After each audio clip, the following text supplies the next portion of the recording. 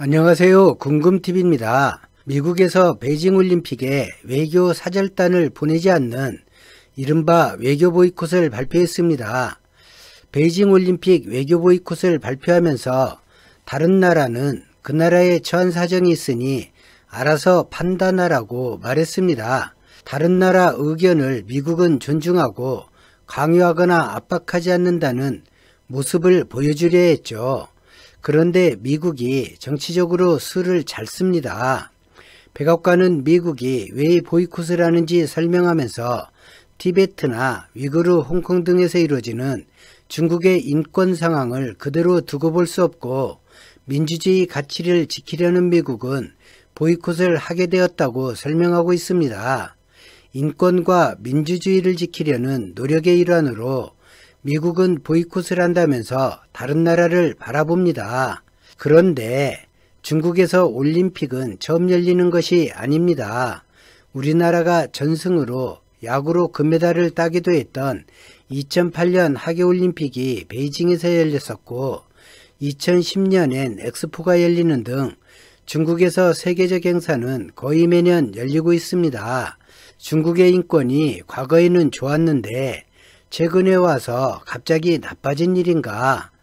남중국해 분쟁이 과거에는 없었는데 최근에 나타난 분쟁인가?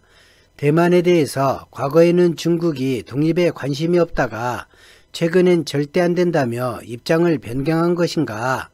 사실 따져보면 과거가 지금보다 더 못했습니다. 덩사오핑이 개혁개방을 하기 전에는 모든 부분에서 민주적 요소가 결여된 나라였습니다. 그나마 개혁개방을 하면서 꾸준히 나아지고 있는 것이죠.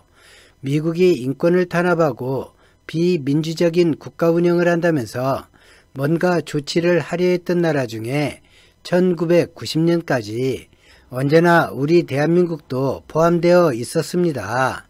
세상은 진영으로 냉전 중이고 동맹이면서 주둔하고 있다는 이유로 국제사회에 크게 부각하지 않았을 뿐입니다. 2008년 올림픽이나 엑스포 등 국제행사에 미국이 취하는 행동 중 지금과 다른 점이 있다면 유럽에서 뭔가 경고해야 한다고 의견을 내었고 미국은 반대로 중국을 지원했다는 것입니다. 시대적 상황이 아무리 바뀐다 해도 미국 이익이라는 관점에서 결정했다는 것입니다. 미국은 경제, 군사, 외교에서 중심이 되는 나라입니다. 어지간하면 미국 결정에 함께하는 나라가 있고 파이브 아이즈라는 앵글로색슨 정보공유 연합체는 그 대표적인 나라라고 할 수 있습니다.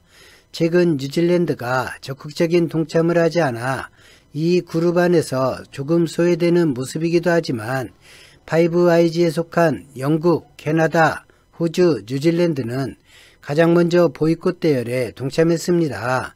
적어도 파이브 아이즈에 속한 국가들과는 사전에 함께하기로 의견이 모였을 것입니다. 예년 같으면 일본과도 같은 논의가 이루어졌을 테지만 이번 논의 대상에서 일본이 설레발을 치지 않은 것을 보면 일본은 함께하는 대상에서 빠진 것으로 보입니다. 미국이 뭔가 하려 할 때 뒷받침할 국가가 필요합니다. 미국이 발표했는데 아무도 동참을 안 하면 미국 입장에서 그런 망신이 없으니까요.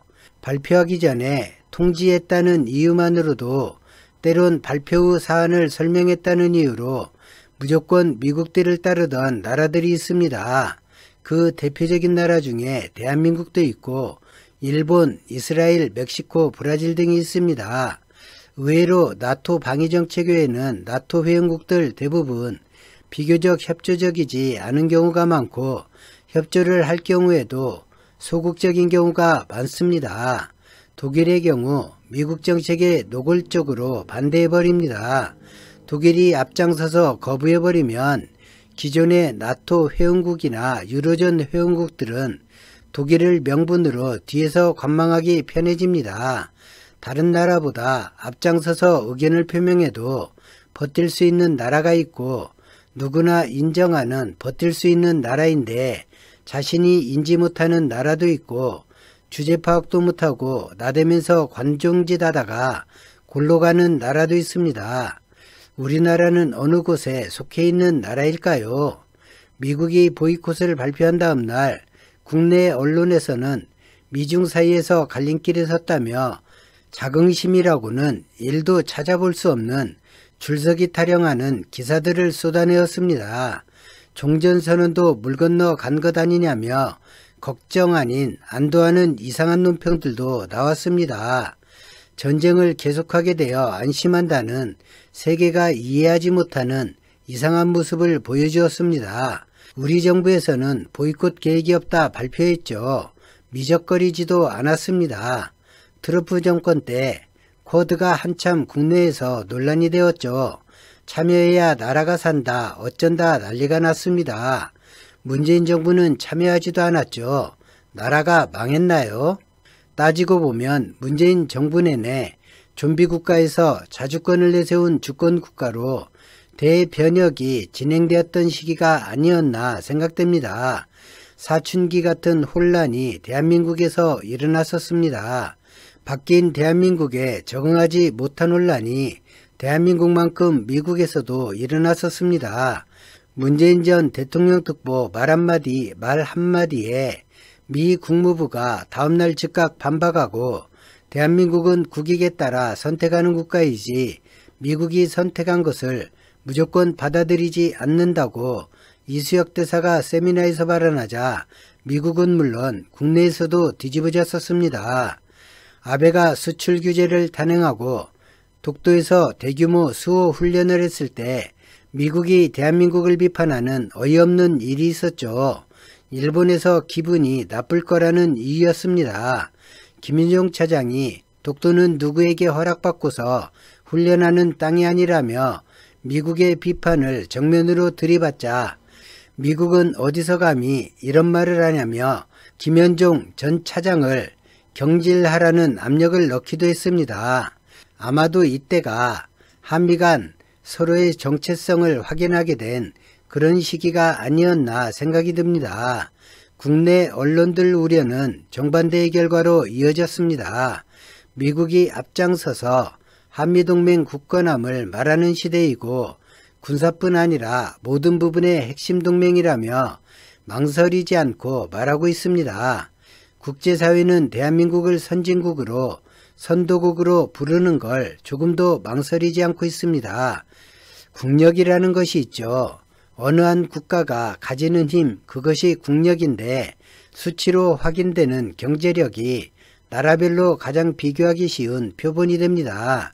군사력도 중요한 지표로 활용되지만 경제력이 막강한 나라 사이에서 작은 분쟁은 있지만 전쟁할 위험은 상대적으로 작고 군사력으로 위협해서 상대 나라에게 양보를 얻어내기 어려운 세상이고 군사력이 강하다 해서 대접받는 세상이 아니어서 자국을 방해하는 데 군사력이 중요하지만 나라 간 비교하는 지표로 경제보다 중요하게 사용하지는 않는 것 같습니다. 대한민국이 현재 어느 정도의 국력이 있는지 가장 잘 알 수 있는 것이 외교무대입니다. 어떤 직급이 어느 나라를 방문했을 때 상대국에서 받는 환대를 보면 알 수 있습니다. 어지간한 나라에 대한민국 장관 정도가 방문하면 국빈급 대접을 받고 돌아옵니다. 하지만 아직 넘사벽인 나라들도 있습니다. 미국을 포함한 안보리 상임이사국은 정치, 경제, 군사에서 동등하지 않습니다. 내 나라 내부 일에서 외국의 협력을 받아야 하는 일이 많으면 많을수록 그 나라들의 결정에 국내 안보와 경제가 영향을 받으면 받을수록 해당하는 외국에 굽힐 일이 많아집니다. 이들 국가와 대등한 외교는 가능할까요? 이들에게 존중받는 단 하나의 방법은 부르지도 않았는데 알아서 줄 서는 바보짓을 하지 않는 것입니다. 그리고 독자적인 다른 의견을 개진하는 것입니다. 지금은 그들이 함께하자고 요청을 해오고 있습니다.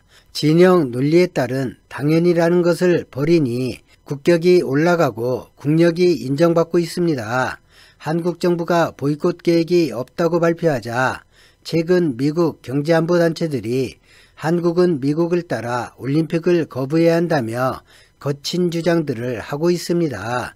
예년 같으면 이런 미국 단체들의 주장을 인용하며 우리나라가 큰일이 날 것처럼 보도하던 언론들도 별 반응 없이 미국 반응을 바라보는 것을 보면 참 격세지감을 느낍니다.